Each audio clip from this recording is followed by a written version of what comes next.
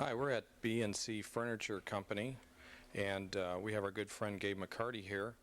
And we're going to go kind of back in time today, Gabe, to 1963, September. And your good friend George and you came to this store. You're a little bit different, obviously, from back then. We've got appliances here, sitting here now. But kind of explain how you came to this store and what took place. You and George, and what he bought.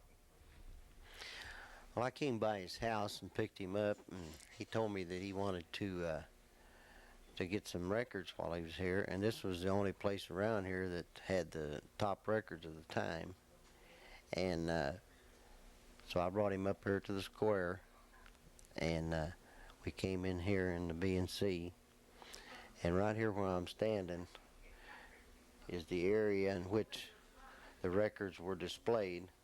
They were wooden counters about this high right here, and they were filled with albums and 45s, and this is where he made his selection of them.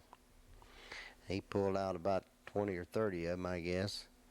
In the meantime, I'd walked over and talked to a friend of mine over here while he was doing that, and I noticed after a while that he was looking up like he was done, so I asked him if he's ready to go, and he said yes. And I came over and I said, well, which ones did you pick out? And he said, all of these here, and he had about 30 of them with him. And what kind of selections did he have? Well, that's hard to remember, Bob. Well, would he have rock and roll or country? Yeah, there was rock and roll, and I'm sure most of them were rock and roll. He might have had a couple of country albums in there. And some 45s? Yeah, there was a few 45s, mostly albums, though. But it was a large stack of albums. Yes, it was. For it's about like this. It must have been 30 of them, or at least.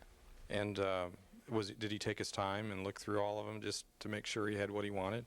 Well, it seemed like he knew what he wanted, but because he went through them pretty rapidly, and he picked out the ones he wanted, and I thought he was going to narrow them down, to 2 or 3, but he said he wanted all of them. And this guy, I don't ever think sold that many records at one time, that many albums anyway. And this was the only place in town where a person could buy records at that time? Yes, anywhere around here even. This is about the only place they had them. And was the people, the clerk, the employees here, were they a little shocked that somebody had bought that many? Well, at the time, there wasn't very many in here.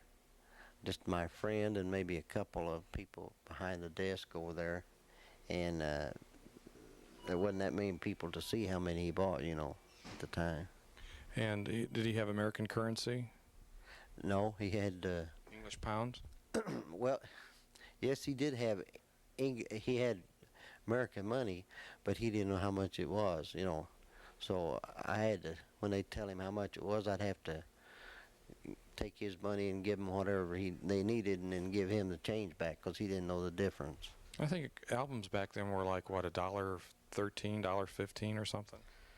I was going to say like $1.50 or something. $1.50, something like that. So when he left here, you guys had quite a stack of albums. Yeah, we did. We put them in the back seat of the car, and then we took a tour and went around the square here. He wanted to see what else was uptown here.